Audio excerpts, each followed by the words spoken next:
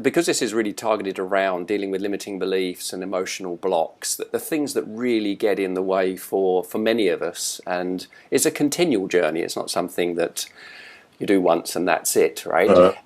Have you got a sort of a nice how-to or something you can share now that the listener can take away and use immediately to start to undo some of these limiting beliefs and some of these emotional blocks that are getting in the way? Yeah, I think there's a couple of things.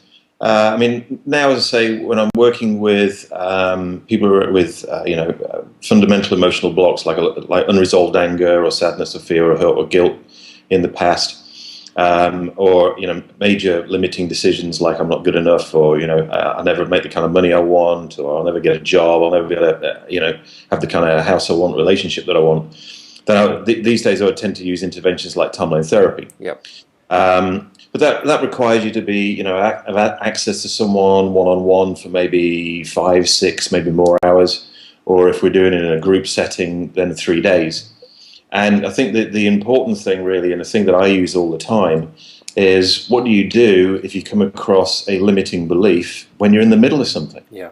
As you say, this is a continual thing. It's not a matter of like going and getting fixed, and then your life is going to be absolute nirvana forever on. It's not like that. It's like, okay, now you've got some new strategies, you've got some new ways of being, and life's life and shit happens. That's just one of those things. That's very northern. It is, isn't it? And maybe that's the great north-south divide. Maybe in the north shit happens, maybe in the south it doesn't. I don't know. Yeah, it's all good. Yeah. Maybe I imported it to the south. I don't know. But so what happens in the moment? I might be doing a presentation or a training, and I might have a limiting belief come up. That's not the time to go and do some timeline therapy on yourself. Or when you're sitting in the car waiting to go to your big, important business meeting or whatever. So what I've come up with is some what I call belief buster questions that you can ask yourself. Yep.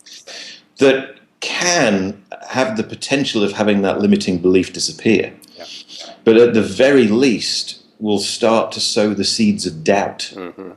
As in, imagine if very, very quickly you could start to doubt whether this major limiting belief you had was true or not. Yeah, perfect. Yeah? Because I have a little strapline which I say, doubt your doubt, not your dream. Exactly. Yeah. So perfect.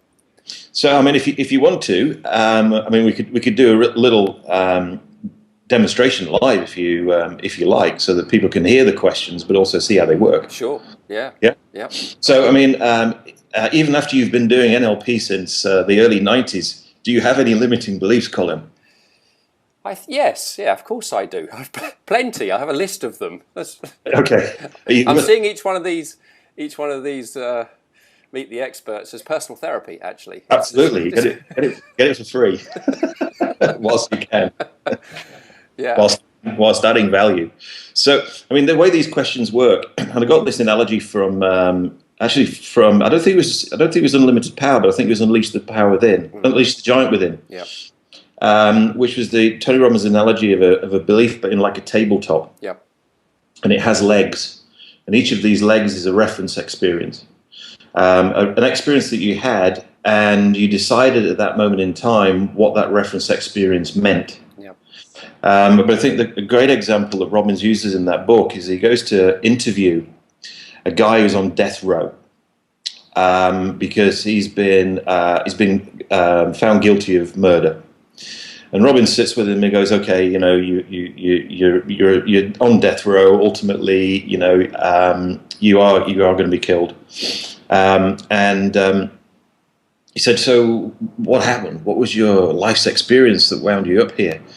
And the guy goes, "Well, what do you think? My father was an alcoholic. He was a drug addict.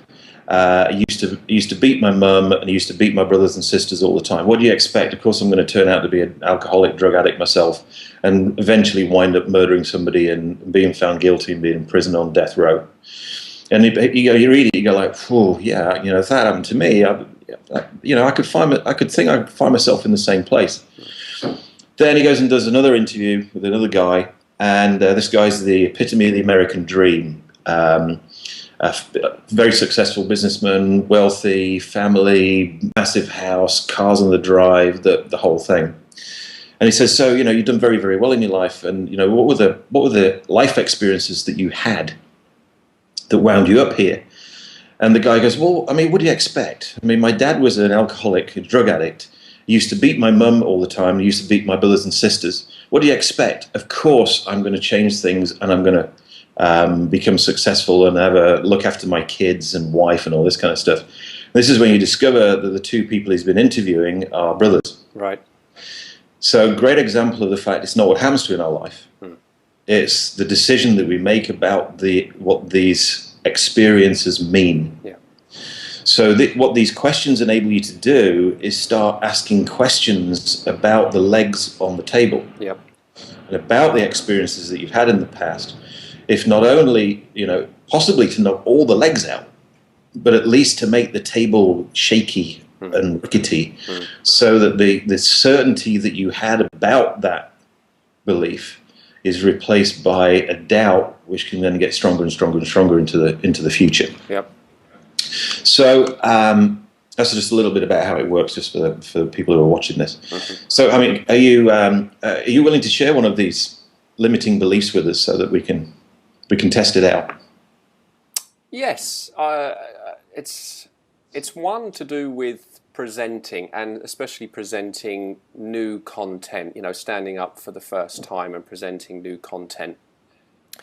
And that little doubt that's there around, what if I can't remember what I'm supposed to be saying? It's very different when you've delivered something a few times and it's just so easy to get into the zone. But new content, and I'm delivering a lot of new content, and although I always get through it, there's always that, there is that doubt that's there that, could get called out any time. There has been situations where I have, completely forgotten what it was that I'm supposed to be talking about next. And right. I've got my little strategies to get me out of that and stuff, as probably we all do. But so, yeah, it'd be good to talk around that and just explore that in a little bit more detail. Okay. So the issue is about whether you're able to remember everything when you're presenting. Yes. Okay. New content. New content. Yeah, and it's to do with the enhanced doubt that seems to be present at that time, more than any other time around. You might forget. What if you forget? Right. New content. So you have an enhanced doubt about whether you can remember the new content. Correct. Okay. Yeah, cool. I'm already in trance. What happened So there? how would you know that doubt wasn't true, as you think about it now? How would I know? How many ways could you know that doubt about being able to remember all of the new content wasn't true? How many ways? Well, just based on past experience. It's based on maybe 6 or 7 times standing up and having the I've stood up and my brain sat down type moment. Right, so that's how you know that is true. That doubt is true. But how many ways at this moment in time could you know that it's not true?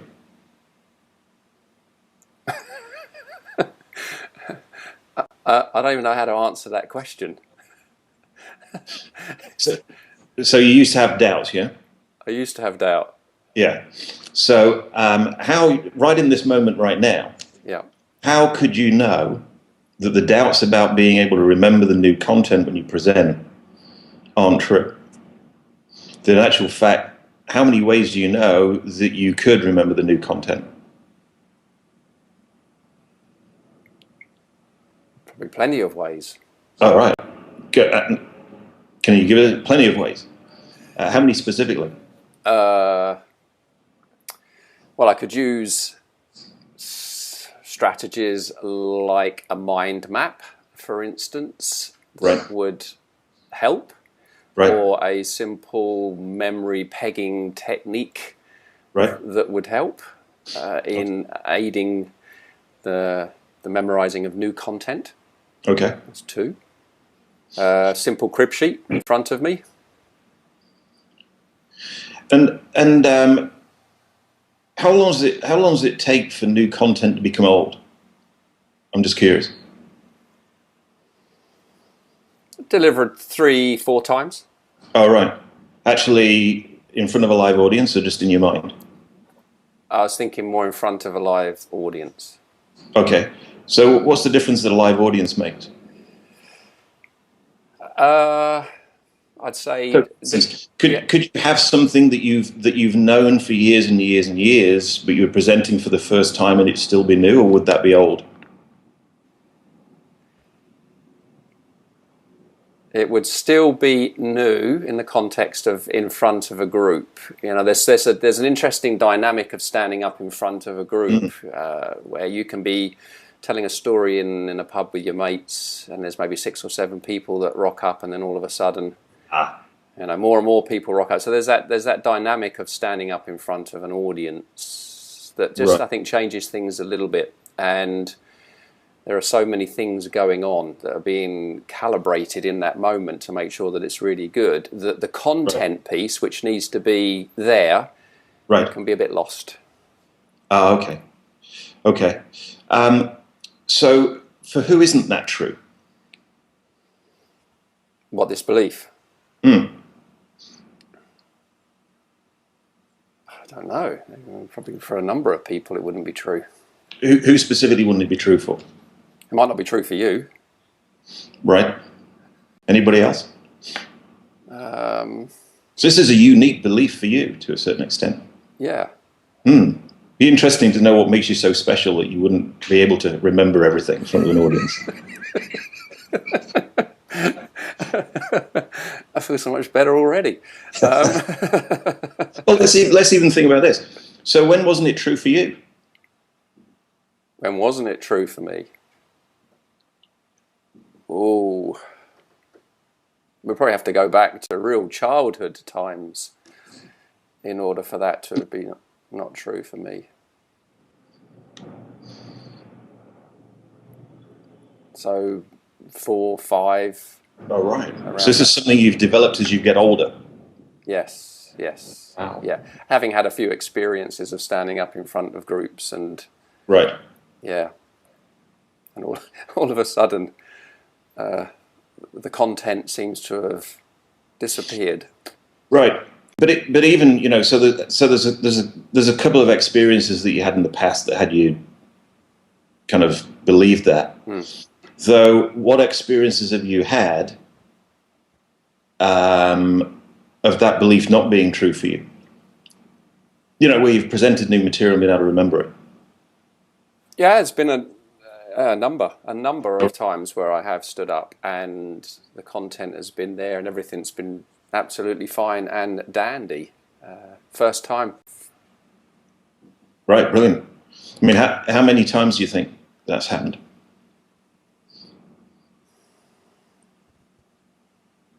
Over the 17 or 18 years that I've been doing this. A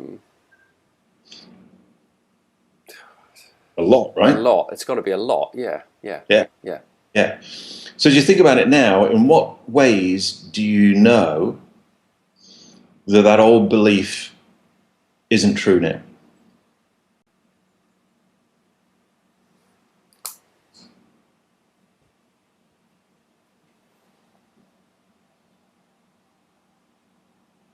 Well, as I'm thinking about the old belief, there's nothing there. It's like I'm trying to grab it, and I can't. Or maybe you could just let it slip through your fingers. It's exactly Like that's exactly the image that I have. Actually, is I keep trying to. It's like soap.